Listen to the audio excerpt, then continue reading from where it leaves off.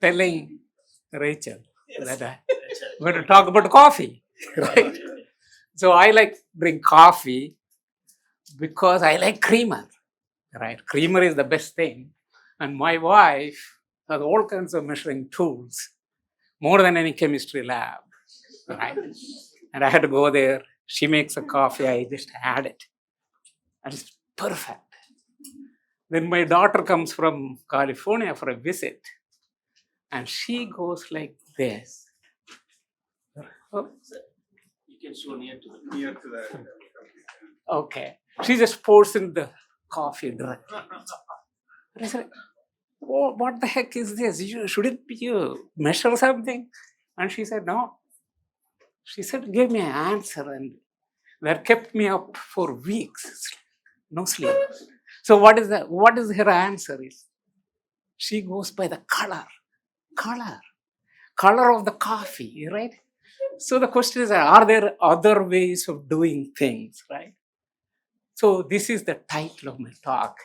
So this is the way my brain looks like, with a pile of all kinds of things going this. And so my goal here is to bring an order to this at the end. Thanks for inviting me. And I know Pradeep for a long time. So I know you guys are chemists mostly. I do instrumentation because it's easier to play with things and think about something, right? So I talk about introduction to materials interface and array-based sensors.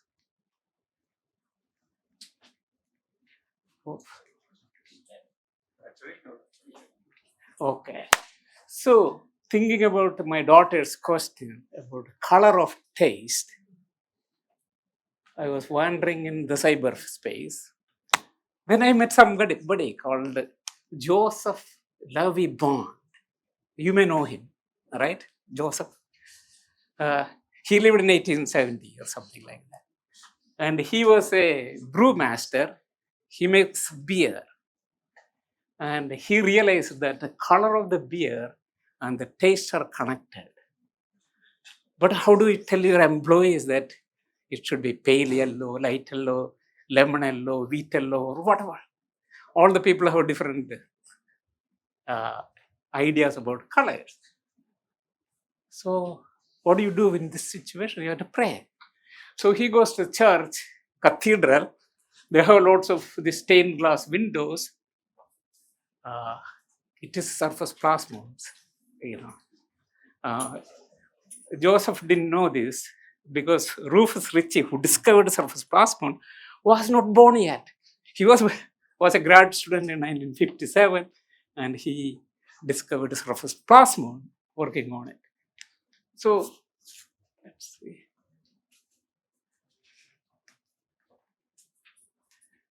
Okay. So what he did is that he observed that this light coming through the stained glass window started merging together and produce a different color. So he realized that maybe just rotate it so that the to me thing can wireless can catch. Maybe the wireless is sitting next to water bottle. It's also okay. It's a dielectric constant issue. Okay. So what he did is that he went home, make thin glasses, a certain color, and then stack them up, and you get all the shades of one color, and then make 3 colors, and then mix them together, and you can make a color printing or color. You can match the color quantitatively, not qualitative anymore, quantitative. And this is the basis for color printing today that we use. I can use this one. Okay, so we have actually 5 senses, not one. We have eyes, nose, all kinds of stuff like this. And we get a multimodal information, and that's the way we operate the world, right? But if you go to doctor's office or something like that, they will do only one test, right? Sometimes, if you look at that, 2 tests or 2 senses work together. For example, if you want a lemon candy, you close your nose and try to eat it, and it doesn't taste the same, right? So there's some kind of connection going on here. And human color perception, we have three kinds of color receptors, cones, red, green, and blue, just like the primary colors from the evolution. And this guy, this shrimp, has 9 to 12 different color centers. They can see much better than we do, right? Some people called tetrachromacy, they can have 4 color centers. Some women may have this type of things.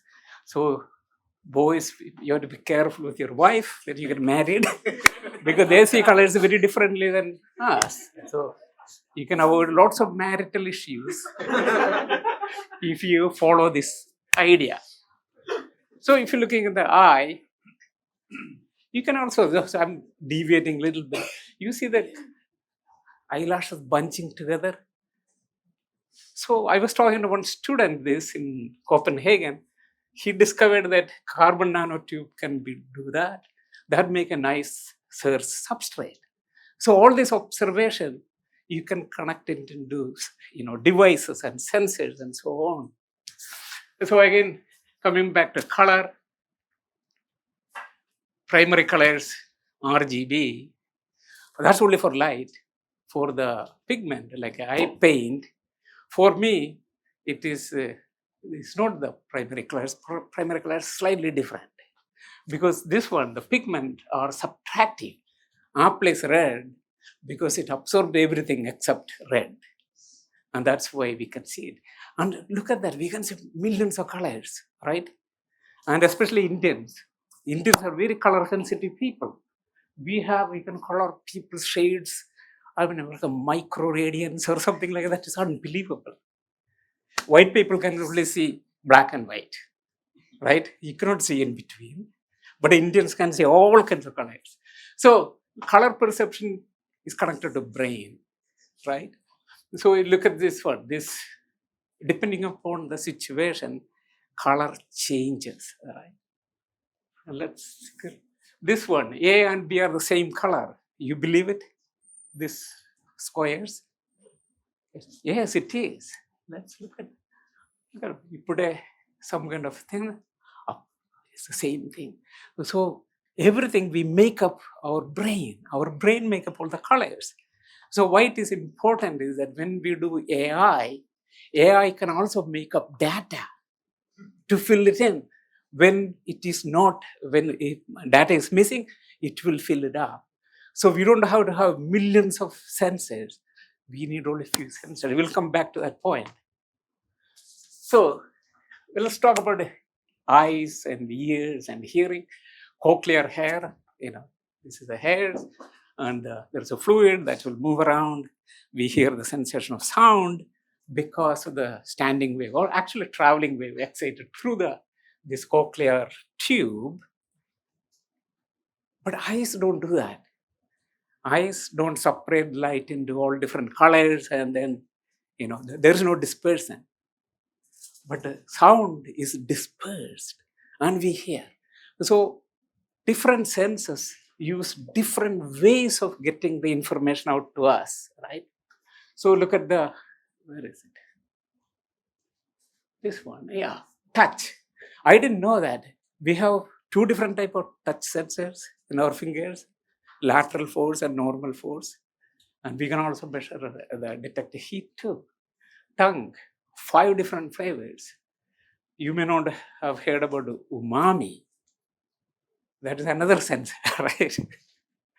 So the question is that, they work with a different principle. And here you can see that, can we define something like primary taste, like primary colors, and come up with something like that? Maybe, I don't know. So this is where Linda Bucks comes in. She won the Nobel Prize in 2004. So this is quote from her. How can we smell so many different molecules, even chiral molecules? Lemonade either tastes like or smells like lemon or lime, depending upon the chirality.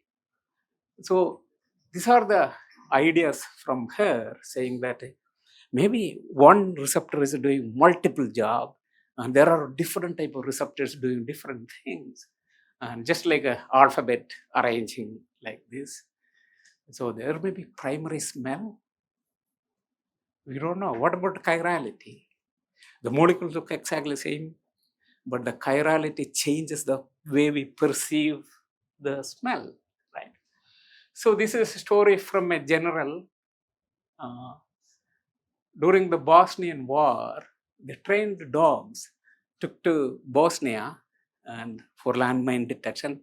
In the US, the dog can detect mine very fast. They're trained. When they go to Bosnia and their landmine must be sitting in front of it, it will just walk past it without smell. So these generals, they are 10 feet tall, this big. they're not stupid people. They're very smart guys. They said, hey, your dog is not smelling TNT, it's smelling something else. So people figured it out. Dogs don't smell TNT. It smells the volatile organic compound associated with TNT, like limonene, acetone, toluene, and things like that. Isn't it interesting? So the Bosnian mine came from, I don't know, maybe Soviet Union or Russia or China, and the American mines are different. Their order is different. So dog is looking for order. So for example, you can buy this strawberry thing, you can put it in the cake like my wife does. It is made out of chemical ABC or XYZ. They both smell the same way, taste the same way, but the constituents are very different. So in addition, dogs have 300 million receptors compared to us only 5 million receptors. So this is, I found it in a book, phenol, we can detect it with a 1 parts per million. And look at the vanillin, parts per quadrillion. I don't know what is the evolutionary reason why we can smell vanilla. I mean, it doesn't make any sense. But you can see the as you go up in the up, you see the like a mercaptan. You can detect it much more selectively. That's why we add mercaptan to a natural gas and things like that. Maybe we should have added a vanilla instead of mercaptan. So lots of diseases also have smell, right? In Ayurveda, in India, Greece, and China, they used to smell patients. My grandfather used to be an Ayurvedic guy. He used to smell people when they come to figure it out what type of disease they may have. So all these diseases have certain characteristic smell. So if you can make a device, I mean, it's easy to do at home type test to figure it out what is the ailment. So let me try to give you something about sensors. Sensors called point sensors. Point sensors means molecules have to come and sit on the top of the sensor, right? It has to have some kind of interaction. You have to collect them, and it's all based upon adsorption, most of them. Adsorption on some kind of a transducer. It changes some kind of physical property like a mass or surface energy or the electrical properties or something changed, and you detect it, right? And then you have readout and display, and the characteristic we can define like a sensitivity, selectivity. Selectivity means it can detect a certain molecule, target molecule in presence of other guys.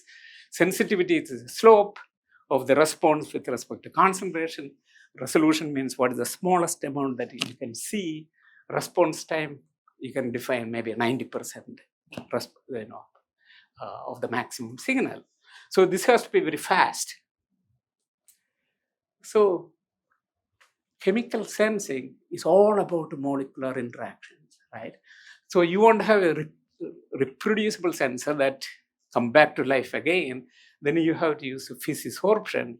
hydrogen bonding or van der Waals interaction. You can go up in energy. Unfortunately, then it doesn't reverse. It takes a longer time. So you have to manage these things, the reversibility versus selectivity. So unfortunately, this is why most of the electronic noise, doesn't work.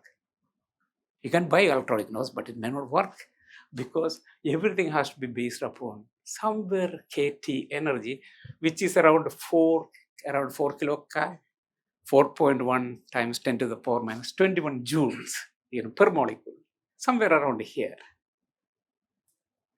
So let's see. Yeah. So people have developed all kinds of stuff. My chemistry friends, I have good friends with them. So they make all these things which I cannot pronounce what they are. And I put it on my sensor and then make arrays of things, then you can detect it. So we have to talk about cantilevers. I am partial to cantilevers, right? Lots of advantage. It looks like a nice thing, right? It's like a diving board sticking out, maybe 100 to 200 micron long, 1 micron in thickness. And this is an array of 32 of them. You can make this out of silicon microfabrication techniques, hundreds of them. And they have lots of properties, which I will get into in this next slide. So one of the properties based upon resonance. If I take a spring and hang a mass, the spring will extend some distance x. But if I shake it at the right speed, right rate, I can increase the amplitude by a lot, orders of magnitude. And nature uses that. We don't use it. We somehow are still using the static type thing, But nature always tries to use a resonance. Resonance amplifies things by the Q factor. And here the extension, say x, is always a imaginary number. What does it mean when displacement is imaginary? Does it make any sense to you? Imaginary number. I am moving. Is that imaginary? But when you do it in AC mode, the signal, the ceiling is vibrating. It takes time for this signal to come to bottom. And there will be out of phase component. This one is moving this way. This one is kind of a little slow. If you separate them, that is the guy of resonance, of, what you call the orthogonal to the primary motion. Why I?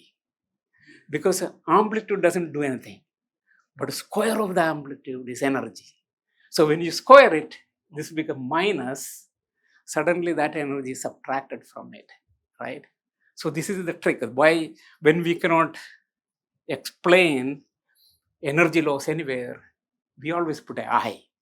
And the amplitude square is energy. That will be negative. Negative can be subtracted. So this is the cantilever vibration. This is a Euler-Bernoulli equation. You don't have to worry about it. The only thing you have to know is that frequency, fundamental frequency, 1 over 2 pi, square root of E by rho. T is the length, L is the length, T is the thickness. So look at that. First, this square root, Young's modulus, that is the elasticity. It is the liberals. It is the Democrats. And here rho is the inertia, the mass, the conservative, the Republicans, right? So the fight between these two groups is the one get the dynamic going, right? So the same thing with the permittivity and permeability. The speed of sound is connected the same way. And you don't have to remember any of this equation. Only thing you have to remember is that F is equal to root of K by M. K is the what you call the spring constant. And you can also have different overtones. For example, when I play guitar or piano, I can hit the same C, but it sounds different. Why? Because of the overtones. Overtones is the one make the difference. We can say, oh, that is a guitar, right? And if you look at you add some mass to it, the frequency will shift, and the change in mass can be measured with the change in frequency divided by original frequency times the mass of the cantilever. So this is a very beautiful technique, right?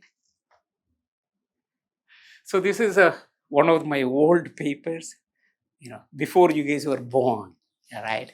1994. So I took a cantilever, put some gold on it, thin layer of gold, expose it to mercury vapor, and you can see the frequency keep decreasing. You can just picogram amount of material deposited onto the sensor. So it's a very good sensor. More to it. Cantilever is also very sensitive to displacement. So if you make the one side inert, so the molecules absorb only on one side, surface tension, solids have surface tension, we call it surface energy or surface free energy, that change. So molecular absorption is driven by free energy reduction. Free energy reduces on the top, compared to the bottom, cantilever will bend. And you can measure both at the same time. There's no other sensor like that. You can do two things at the same time. So that equation is also, you can derive it, how much it is bending, delta Z is equal to delta sigma, change in the surface tension divided by Young's modulus, and it's the square of the length. So if you make a long cantilever, it will go like bend a lot. Remember the frequency? It was the opposite. Smaller one was higher frequency, right? So we can cover both sides. So we expose the cantilever to octane, dodecane, and things like that. Here is the cantilever bending. You can calculate the surface stress from this. It's a function of time. And we can plot this equation, the Langmuir adsorption isotherm. It's beautiful. And look at the different octane, dodecane, octadecane, all gives different type of bending, different type of energy. See, remember the Langmuir, ignore the interaction between the molecules. But here we are using that interaction, saying that is the one making the cantilever bend. So this is Anya Boysen, my friend in Denmark. She can make this type of things very easily. There are 32 of them. We can actually put different type of sensing materials on it and make a electronic nose, right? So that was the idea. So that works like our nose. We have mucus layer, we have cilias, and everything is processed by the brain. And we can do the same thing here, cantilever array and processing, right? The reason you can smell pineapple versus strawberry, because your mom told you when you were young, this is pineapple, this is strawberry or something. And you remember that, the pattern in your head. And so we can use the same thing with this electronic nose idea. So now I have to talk about the Greek mythology. Maybe Rachel will like it. So there was this guy Achilles. When he was born, his mom took his river Styx, dipped him in. And so he's immune to all kinds of arrows and everything, except where his mom was holding his heel to dip him, right? And so if you hit him there, he will die, right? So every technique has an Achilles heel. Maybe one or two or three, right? So mass spec, you guys are expert on mass spec. What is the Achilles heel of the mass spec? It may not be related to the technique by itself. It may be related to something else where you don't see it directly. The Achilles heel of mass spec is the two pumps you have to use, tribopump and turbomolecular pump and mechanical pump. You cannot make it tiny unless you make it a nanotechnology. The mean free path of air is 72 nanometers. You have to go below 72 nanometers, then you can make a mass spec. But that is not possible at this time. So this is where I have to quote our friend Einstein, say that problems cannot be solved at the same level of awareness that created them. What does it mean? It means today's technology won't be able to solve today's problem. You have to think outside You have to use your imagination. That's what Einstein said. And this is Feynman. Feynman says that if you can imagine it, you can make it. Or somebody will figure it out how to make it.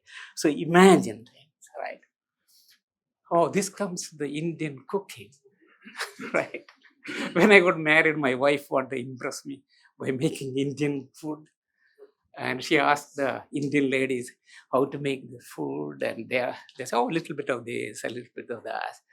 And she drove her nuts, And remember, all these Indian ladies are medical doctors, engineers, professors, and so on. But they say, little bit of that, little bit of that, very qualitative.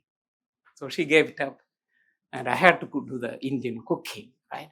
The same thing with the Ayurveda. There are no written notes. It's all transferred from father to son to grandson and things like music. There is no sheet music in India, right? Absolutely not. You have to learn. People built a great temples in India and cathedrals in Europe and so on without knowing Newton's laws. And they're still standing. So why do we need Newton anyway, right? You go to Europe or you go to the temple here, you'll see that it's still standing good, right? So when Pradeep came to see me, I was cooking Indian food. And he told me something I still remember. He said his grandfather or great-grandfather or somebody who, by smelling, he can tell what type of spice is missing. Bang! That's it. That's the problem. Now you understand what is the problem. Because we are not looking measurement alone. We are looking at a multi-dimensional, multi-model. Indian cooking is about taste, it is a color, it is a smell, everything. You cannot do that. Like my wife was measuring exact amount of, 3 cardamom, 2 cloves. It doesn't work. So it's like a blind man and elephant story you learned in the kindergarten, right? So you have to have a multi-model, I will add multi-physics approach. You cannot have the orthogonality. You need orthogonality. You cannot have ratios of the same thing. Means detect the same thing with more and more. That doesn't do anything for your machine learning or AI. So maybe we can start coupling two things together. So here is the cantilever, my favorite subject. And here it gives you two orthogonal signals at the same time. This is coated with the mercaptobenzoic acid, which absorbs explosives, very selective for that. This is the point we injected the PET and explosive. It bends, shown here, and you turn it off, it comes back. The blue dots are Brownian motion of the cantilever, resonance frequency. You can calculate how much mass is absorbed. At the same time, you don't need to measure two measurements. It is one sensor giving you two signals. So you can actually do some little mathematics, which I showed you earlier. You can find out what is the absorption energy. From the mass and the energy, you can figure it out. What is absorption energy? Come out to be around 10 kilocalorie per mole. Pretty good. Very simple device. So then my student, Jerry, now in Shanghai, started mixing, okay, maybe resistance at bending, this thing, that thing. You can go on and go on forever. This is electrochemistry. Another Chinese student I had, she was combining electrochemistry and cantilever. So here she can measure cyclic voltammogram with the current voltage and also bending versus the voltage. And it works with the Lippmann equations perfectly fine. So everything fits in fine here. So we need more signal. The more orthogonality you can bring, the better it is. So how do we bring orthogonality in the sensing? Go to our senses. I told you, that's why I introduced the sensing. We have all kinds of hearing, olfaction, touch, all these things. We have to find orthogonal signal.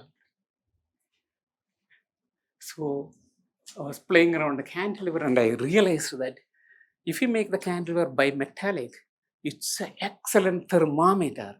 It can measure 3 to 10 millikelvin without cooling. You believe that? It's unbelievable. It's the best sensor. Then a tiny little guy can measure 10 millikelvin, 3 to 10 millikelvin. Millikelvin without cooling, uncooled. I mean, what I'm talking about is unbelievable, right? So this is our equation, so you don't have to worry about it. It is related to coefficient of thermal expansion between the two elements in the cantilever. So we took it, put it under the one light, 200 nanometers to 900 nanometers. Light came from mercury light source, and this is a cantilever bending. You can see all the mercury peaks. Isn't it beautiful? I mean, unbelievably beautiful things, right? You can see how sharp these peaks are. This is a mechanical cantilever moving. They're not measuring any electron or no current, nothing. It's mechanically moving. Oh, we can do one more thing. We can put some chemical on the top and excite them with the infrared rays, right? So infrared is a beautiful thing. That's why FTIR is very popular. You can excite with the right molecule, right wavelength. They started vibrating, and if you dance, you get hot. If you're starting on a metal platform, or metal will get also very hot. And if it is on a cantilever bend, right?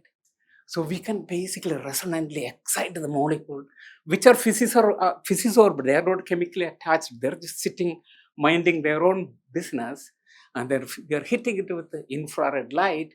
Infrared light make it vibrate. It produces just enough heat by non-radiative decay, and it make the cantilever bend. So we put TNT on it, paper, and 2 micron to 14 micron wavelength, and you can see some peaks. Another explosive, you get this peak. You mix them together, the two vapors, and it looks like a linear combination of this and this. Absolutely amazing, right? So without anything, we are doing infrared spectroscopy of picogram amount of material mechanically. So we did with PFAS because everybody is doing PFAS, right? So take PFAS, how much PFAS is absorbed. So frequency changes. We hit it with the different wavelengths, wave number here, and you can see the peaks, and you can identify it. That's very nice. So we want to make a cantilever, made a tiny little thermocouple. The radius is only 25 nanometer. So few molecules are absorbed here. And you can see the spectrum of this thing. Very small amount of molecules absorbed at tip. Fabulous. Okay, again, Achilles heel comes. Right? He cannot get away from this guy, Achilles. So what is the Achilles heel of IR spectroscopy? It is the source. It is the IR source. It is this black body problem. When my son was 10 years old, he came and asked me the question. He saw a video saying that somebody's heating iron rod and it became red, then bright red, orange, yellow, then white. What happened to the green and blue? And I said, I never thought about it, right? I know the black body diagram. Then I realized that when you heat it, this black body shift the peak and it gets fatter. It doesn't cross over. You don't see. So when the blue light comes, green light is also there to form white, and you cannot see green or red. But we say that there are blue stars. How is that possible? Oh, I don't know. Maybe you can think about it. How? And so Achilles heel is this problem with coming up with IR source. There are quantum cascade lasers that are exorbitantly expensive, $100,000 for the little machine. So that is not going to work. So this is where let me introduce Professor Joseph Fourier. Fourier is an amazing guy. I mean, you should love this guy, but he's dead anyway. So if you look at this figure, you can see that there are two frequencies. Anybody can see it, right? And if you do, this is a time domain, shown time here. If you do a Fourier transform, it look at two frequencies shows up suddenly. So if you have a mixture of frequencies, you can actually figure it out. How? What is this magic? Is this Fourier crazy guy, right? What he is doing is that you take the signal, multiply with another sine wave, and when the sine wave matches, it becomes sine square, is always positive.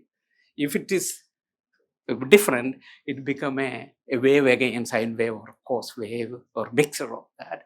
And when you integrate them, if it is sine wave going up and down, it will zero, integral is zero. But if it is square, you will see something showing up. And that's what is shown here. Look at that. Two frequencies, you can have multiple frequencies. Fourier saved our life, right?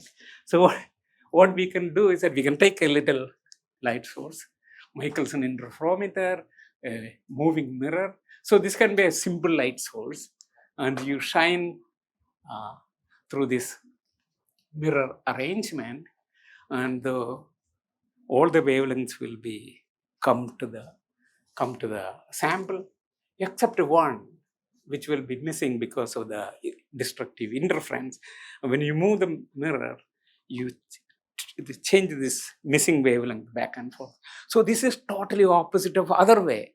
We are shining one light at a time. So cantilever is cold, and whenever the light comes, it gets hot and bend. This is the other way around. Cantilever is hot all the time, and then it is get cooled a little bit. So again, like I said, there are multiple ways of skinning the cat here, right? So we told what happened. We did some experiment with Lauren Tetrad. She came from France and now a professor in Florida. So we took the light, put some cells here, and we were able to get the spectrum. So it works that way. So you don't need to buy a quantum cascade laser and spend your money. So here I have to introduce this idea that what is vapor pressure? You already know that. So, but you have to calculate in terms of number density. You know, how many molecules are there? So you know the partial pressure. Partial pressure is nothing but the number of molecules per unit volume multiplied by kT. Is the energy density, basically, right? So you can calculate how many molecules are there compared to the air molecule. The air molecules will be per cc 10 to the power 19 at 300 K. And this is with respect to that, right? So indoor air has 300 identified VOCs, human body, 1,800 different VOCs, tobacco smoke, 7,000 VOCs. So don't smoke, right? You're taking don't go to Delhi either, right? So urban air has 10,000. Maybe Delhi has a much more than this, right? Yes, I'm not sure. So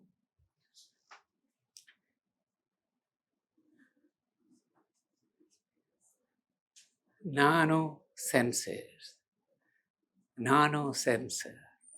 it's an oxymoron. Because when the sensor is tiny, the probability of this small number of molecules coming and sitting on your sensor is absolutely zero, right? You may have to wait another month for this guy to come by diffusion. Diffusion is a bad idea. It's good for small distances like what Dick is using, micro, that's excellent. 5 micron, 10 micron is good. But when it comes to centimeters, bad. It's a square root of t, square root of time. So take a long time for this to come in. So all the nano sensors are bad idea. Very bad idea. So, but if I say that I will lose my job, so I said nano sensors, hey, it's great stuff, right? But if you calculate that, bigger sensors like quartz crystal microbalance is a big 1 square centimeter is much better than nano sensor. So how do we solve this problem? So you take one step forward and you always take a 2 step backward. That's the research. There's one more problem, right? So you learned about fixed law, but fixed law is ideal. It's a fictitious idea. It is not even real because it works for a low concentration. But if you look at a flower, it doesn't come like a beautiful fixed law. It comes like a plume dynamics, and that's what this is from the Rydell's paper. It goes look like that. But how does the bee find the flower? If you go away some distance, you cannot say which way it is increasing concentration or decreasing concentration. It is very difficult because you are at the tail of this exponential decay practically. But bees will do it. How? Because they got A plus in the differential calculus. Because bees go in and out of the plume, they are doing a differentiation. So if I come to this room from outside, I can smell something here. If I stay here, I cannot smell. So I go outside, come back, I can smell again. And so bee does this differential calculus a little bit, it's kind of figured it out. It can find the direction. Eagles do that. Eagles vibrate the retina and then moving object they can find out.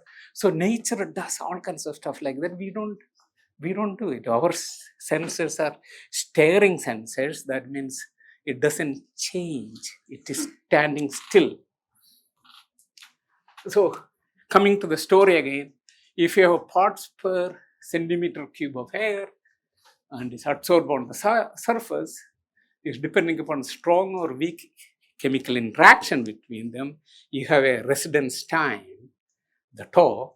This is the coverage, K0 is a prefactor, Q is the, the heat of absorption, So you can get some molecule absorbed on a surface. If you engineer your surface, that's where you can make it absorb more. We can control this heat of absorption or surface energy. You can make it stay longer or shorter. So people, what they do is that with the nanosensors and microsensors, they make some kind of a pre-concentrator. So you take the, some nickel foil or something and they add MOFs or something like that. And then you push the air through this thing and molecules get absorbed on it and you heat it.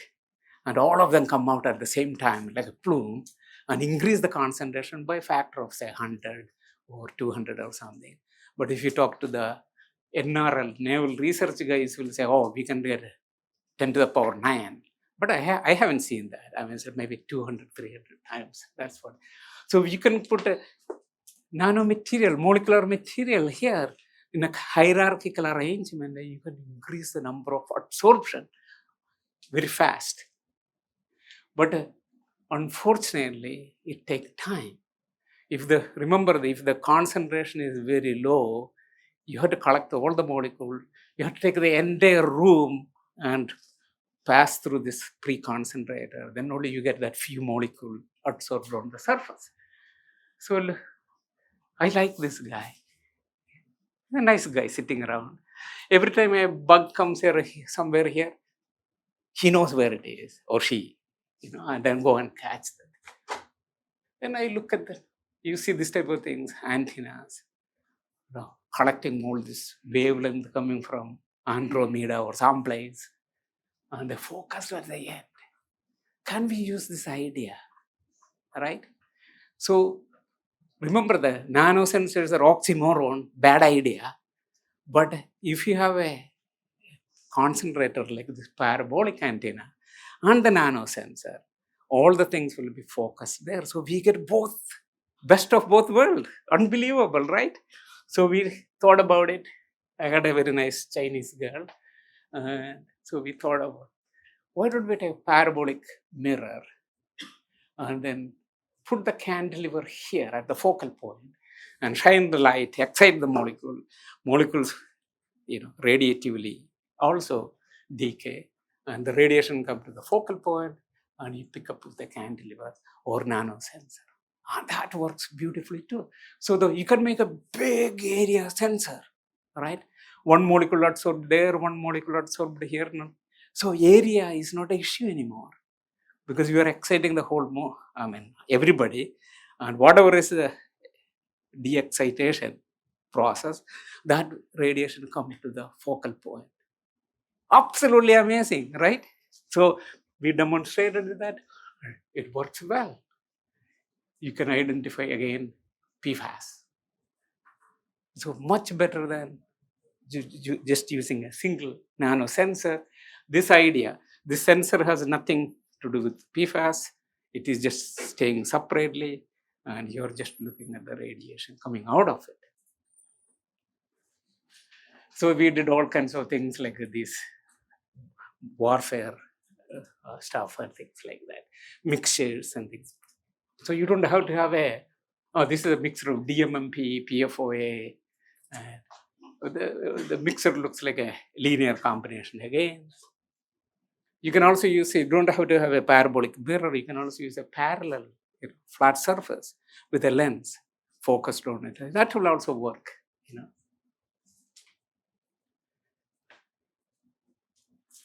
So this is where you guys come in. So we want your material, right? Molecular material with the enhanced properties, surface energy or band gap or something. So we can incorporate that into our sensors. So now you have a general idea how the sensor works. And so this is the best time to have marriage here. So one of them we're trying to do is use the nanoparticles. This is the gold nanoparticles, put it on a surface.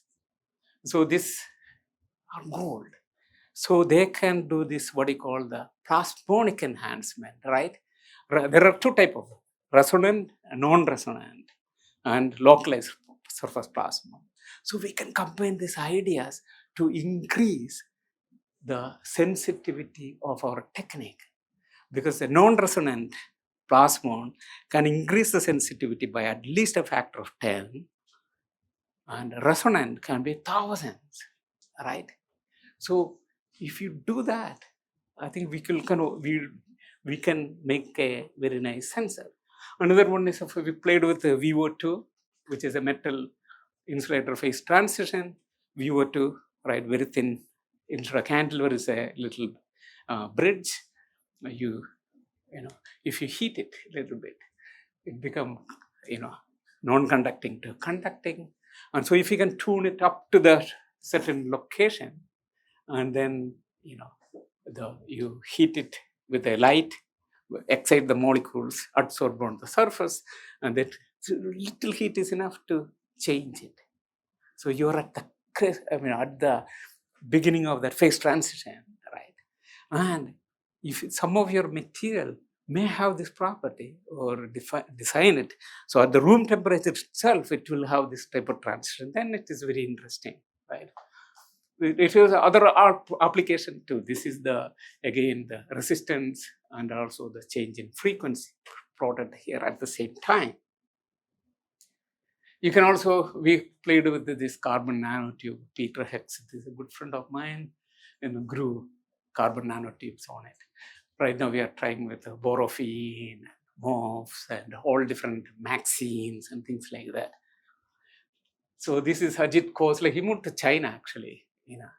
You met him, right? No, I did not. Okay. Ajit is in China right now. They gave him lots of money. So he left. So he made up this 64 array micro hot plates. And then you can put all kinds of different material you're making, and then characterize it. So, and also use it as a sensor. So this is the data from a paper that we just published in Sensors and Actuators. Look at this. We were trying to do NO2, and it's highly selective. So try to figure it out what material will be the best for the particular application, right? And it works with the humidity and high humidity. There's no issue here. So this is from Harry Gatos. When I was a grad student in Albany, long time ago, right? So I went to library and I saw a paper, and I made a copy of that paper and I kept it for a long time. And that's where I got the idea of micro cantilevers from that paper. And Harry's paper in 1972 actually talk about, surface states. There is a molecular sort on a surface. Surface state can be, especially in the wide bandgap material, surface states can be introduced, which will be filled up to the Fermi level, and we can do all kinds of surface state manipulation, population, depopulation of the state with the light, and change the charged nature of the surface. So this can be another platform for sensing. So we try to put material, doped material. I heard a Serbian lady who came as a postdoc, and she made all these particles, and then we look at the luminescence from that place, and then we see that when you change the temperature, one peak doesn't change while other peak changes. So we thought this will be a self-referencing thermometer, nanoscale, right? So it's beautiful concept. It's all published. Very 10 millikelvin selectivity here. So here is another idea. So maybe Dick will remember it. When we studied solid state physics, I didn't study that book.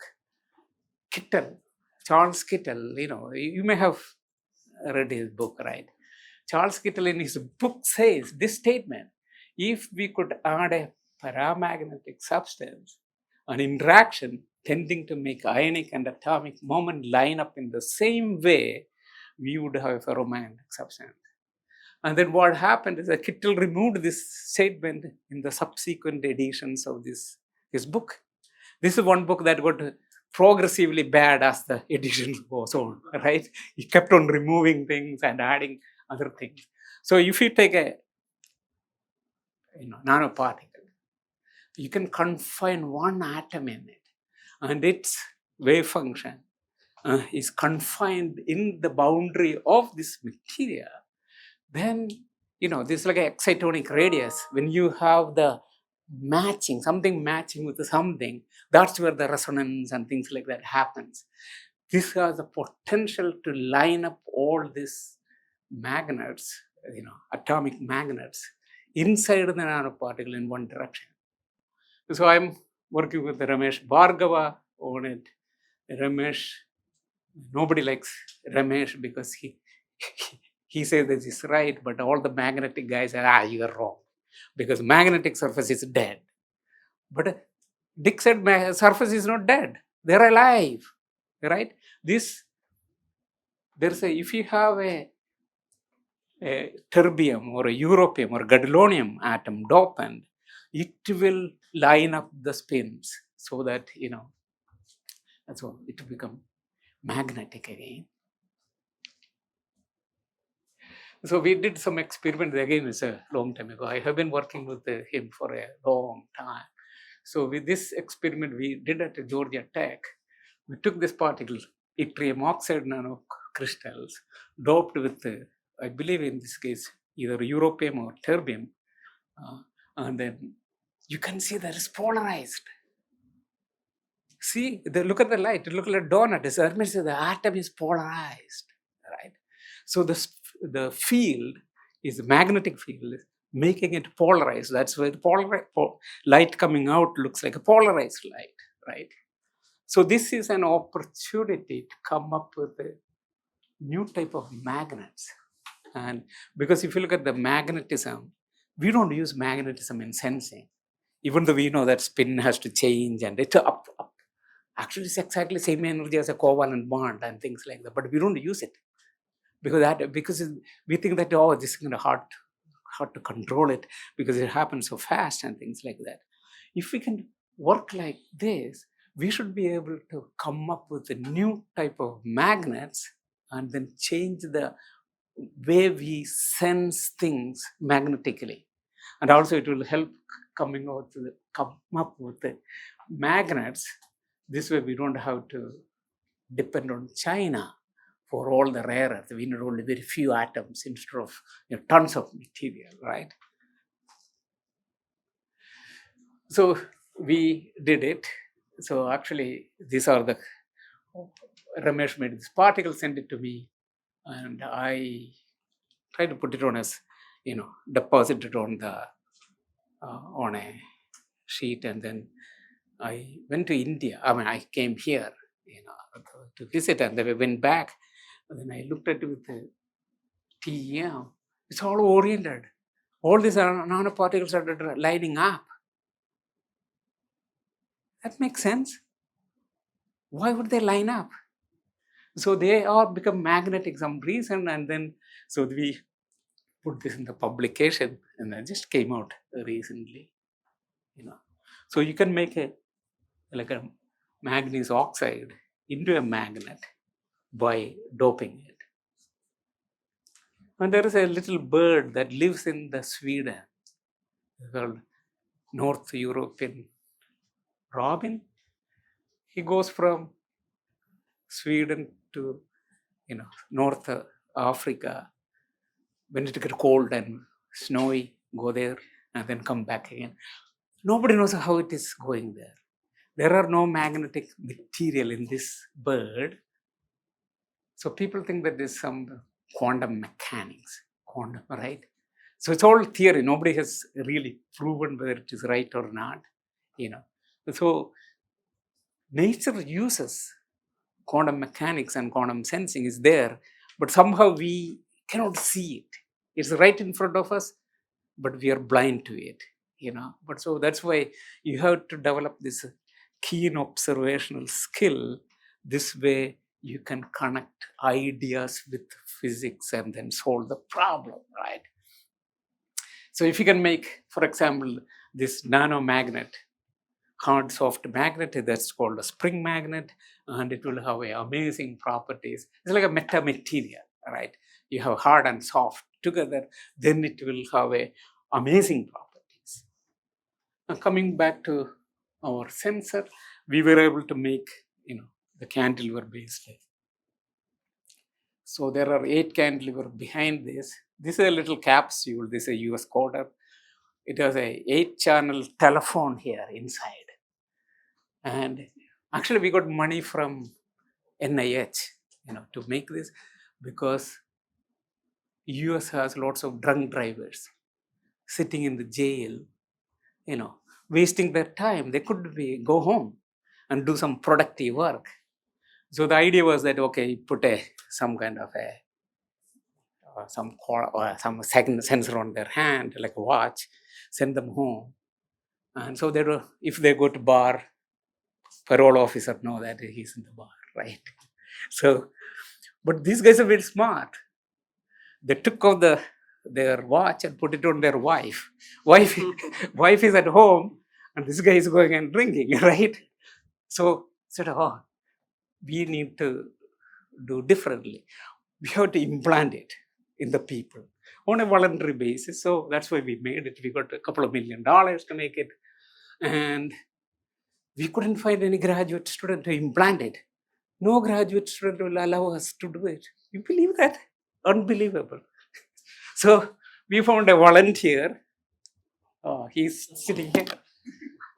Cut open him, put the sensor in, give some alcohol, and detect the blood alcohol level. It works pretty well. See, look at this. You can see the blood alcohol. It's coming out.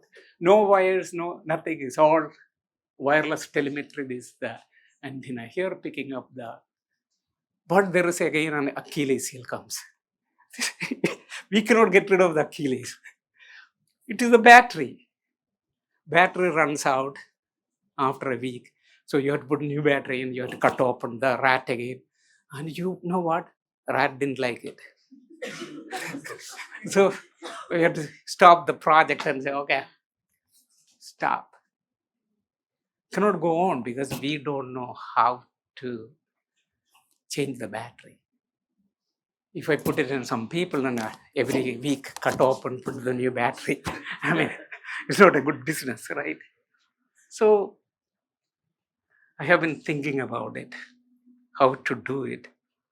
Then one day a blonde-haired guy walked into my office and said, "Professor, can we transmit power through one wire?" And I said, "You're nuts. Electrons have to go home through a different wire. That's what the physics book says." He said, "No, Tesla said it's possible." I said, "Oh, Tesla is a crazy guy, right?" But after talking to Charles for a long time, he kind of convinced me that I am wrong and he's right, right? So this is Mr. Tesla at Niagara Falls. On the other side of the Canadian side, in the US side also we have another Tesla, exactly the same guy. Tesla says that you don't need two wires, you can do it with one wire, right? One wire. Electrons don't have to go home. So the way we are thinking is wrong, because we have been brainwashed from the early on high school physics, saying that electrons have to go back with a different circuit, a different wire. But it can be done with a resonance. So this is the idea. So if you take the, a wire, you take the 60 hertz that we have in the US, converted into 2.4 megahertz, and then wavelength becomes smaller, and we create a quarter wave oscillator, right? So this point is a node, and this is an antinode. This is vibrating like this. So this is what he called the reactive power. When there is a voltage, there is no current. There is current, there is no voltage. So this is very safe. Any volunteers for an experiment? So I have always have Charles. So let me.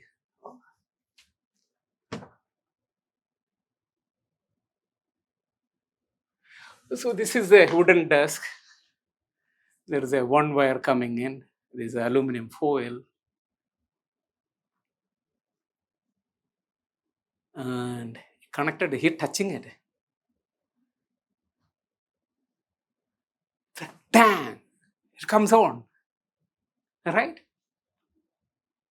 If you put it outside, it doesn't work. As long as it's in aluminum foil, it works. Let's see. We can have multiple ones, right? So we made this toy from Walmart, $10 or something. Removed all the batteries, connected the motor to the legs, and on aluminum foil. We can also communicate by superimposing the signal on it. So nobody will see it. It's all inside, internal. No wireless waves coming around. So it's amazing, right? So you can add sensors on the top of it, for example.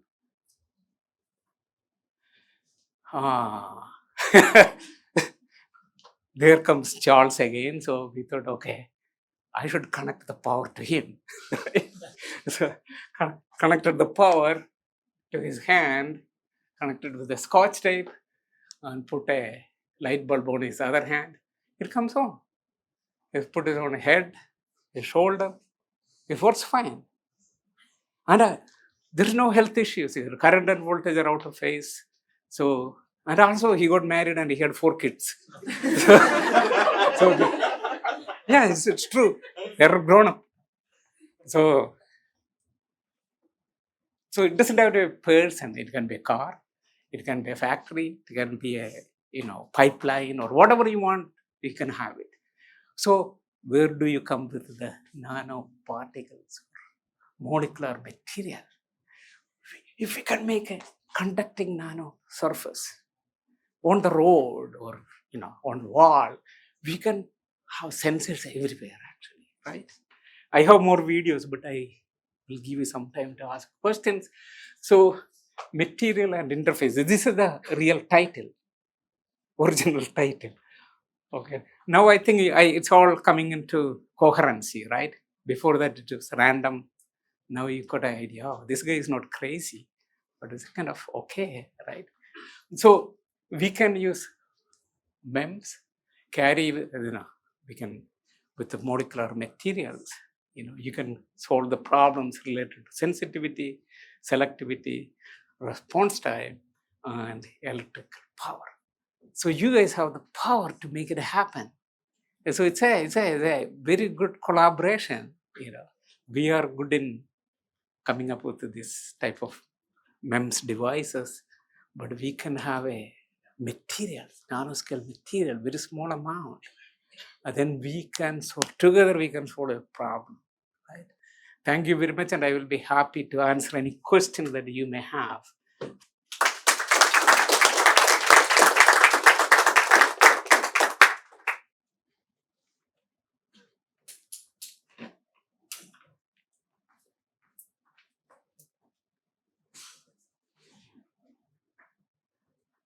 Wow, it's clear. Wow, that's good.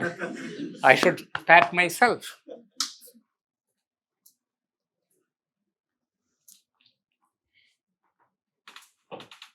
So, you have shown one slide where you have shown the biometals Yeah. as a temperature sensing device. So, can you please explain what are the what type of materials you can use for making those biometals? Sure. The cantilevers are basically made out of silicon or silicon nitride, right?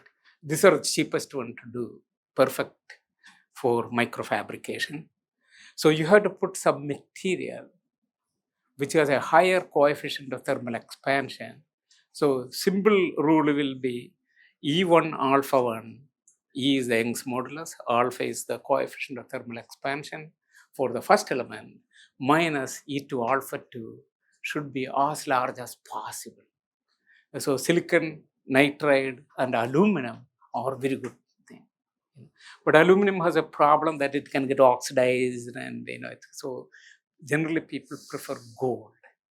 But it doesn't change very much, but so you can look at the books and then find out what is the best E1 alpha 1 minus E2 alpha 2. This is one condition I think should be there should be a significant difference between the So we coefficient.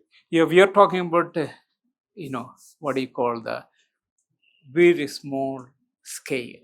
So thermal mass. So if you give a energy to the bimaterial cantilever, what the mass of the cantilever times specific heat times delta T is equal to the input energy. So if you make the cantilever smaller and smaller, but a larger area, lower mass, you will have a higher sensitivity. So you can optimize it. So this is why the MEMS is such a beautiful technique. You have lots of freedom to make it any design you want to make it happen. Only limited by imagination.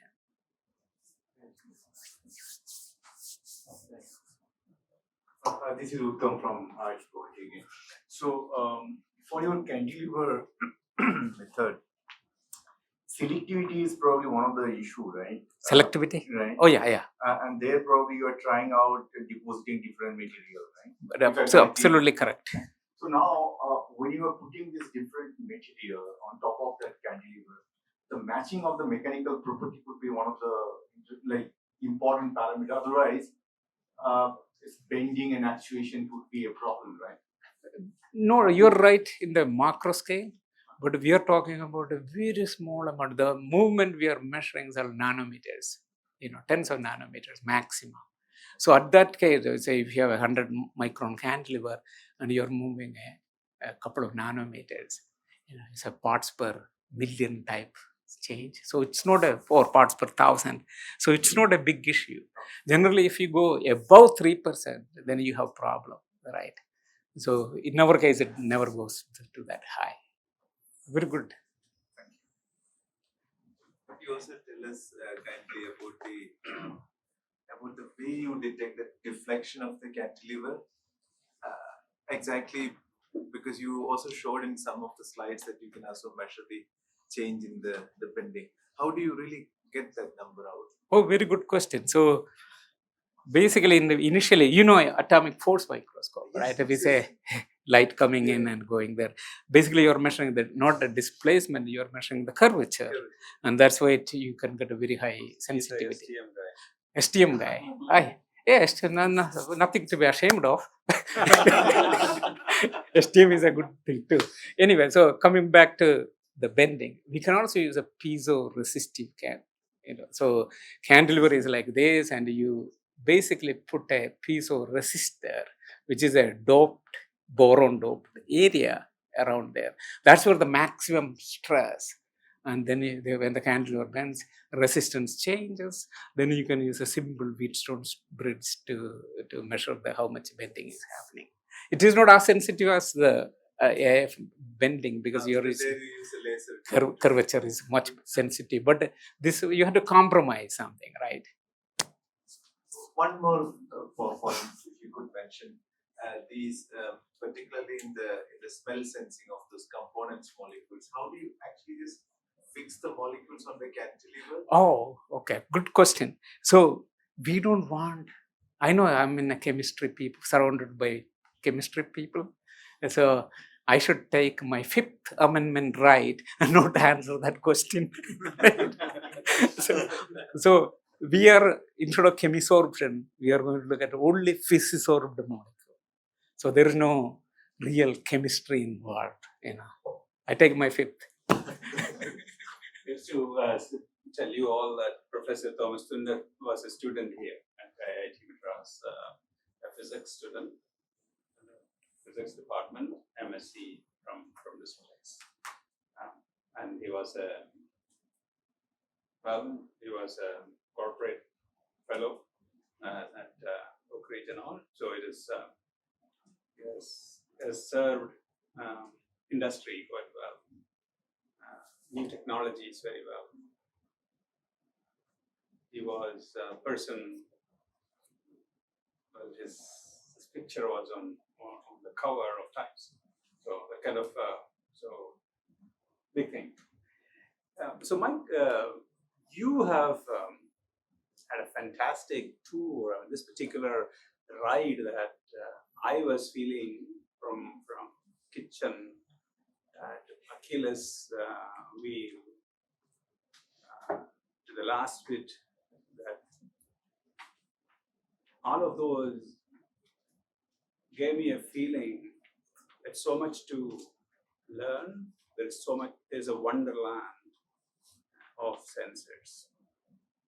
But if you look at the last bit of science that you talked about, while there is a lot of technological implications for that is single wire conductivity, we don't see it.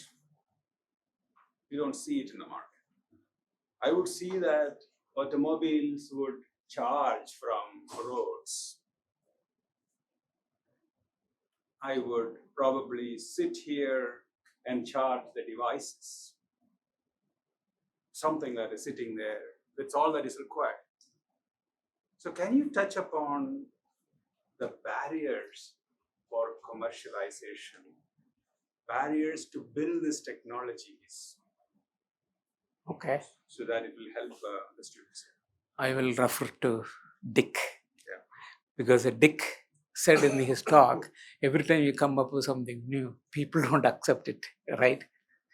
The people have a tendency, when something is totally out of their box, there is a reluctance to accept it right away. Like your paper in science got rejected not because of science, because the people are, very conservative, especially referees and things like that. So the single wire stuff, why it is not, I was one of the non-believers with the Tesla, right? So Tesla said this 100 years ago, and I said Tesla is nuts, right? So the electrical engineers are brainwashed to believe, and physicists, I'm a physicist, so I can say that, to believe that this is not going to work, because we go by whatever preconceived ideas that we have. And it's very difficult to change our mind to something new and be open-minded, right? There are thousands of ideas out there, but we don't see it not because we are blind, because our eyes are closed. electrical engineers, or I had argued with them. Say, no, but they wouldn't agree with this. They say that you're doing something trick. And there's no trick. Right? We put it everywhere, but they don't believe. They said that you have some trick associated with it. So the message to be carried from this room is that be open. Society may not be open. Absolutely. So I wanted to tell everybody that there was a person called O.N. Srivastava at BHU. He's no more a physicist. 20 years ago, when I went to visit him, he took me on an auto rickshaw powered by hydrogen. And he was not driving, we sat behind, and then there was a driver. One of his students drove a Hero Honda two-wheeler. I was a pillion rider on hydrogen. Wow. He told me, I thought that this will be everywhere. But hydrogen did not succeed. Now hydrogen is coming back now. Yeah, it will take time. So maybe it will come back. Yeah. But there is big resistance. That resistance is, in his case, was the lobby. Internal combustion engine. Yeah. So I wonder whether there is something. It will take time for people to accept things which are not used to, right? I have that same line question actually. Have you ever tried actually how far that electricity can pass actually when you use single wired actually? Did you try? We have done, a couple of people have demonstrated independently. One of them is in IIT Delhi. Ram Gopal's people reproduce the whole thing. Koreans, Chinese, they all like this idea. They are doing it. Can you comment on the cost? For example, you have to make it a high frequency. Yeah. Well, the gain that you have is that you don't have two wires. Yeah. You have only one wire. Yeah. Absolutely. But you have to have a high frequency. Yeah, you have to have a high frequency. Yeah. So what's power electronics is still developing. Now we have gallium nitride, MOSFET and things like that. So it will keep coming up. Before that, when we were making it, the MOSFET used not that good, so they will blow once in a while, and then you have to change it again, right? So the electronics will take a little time. Nice talking.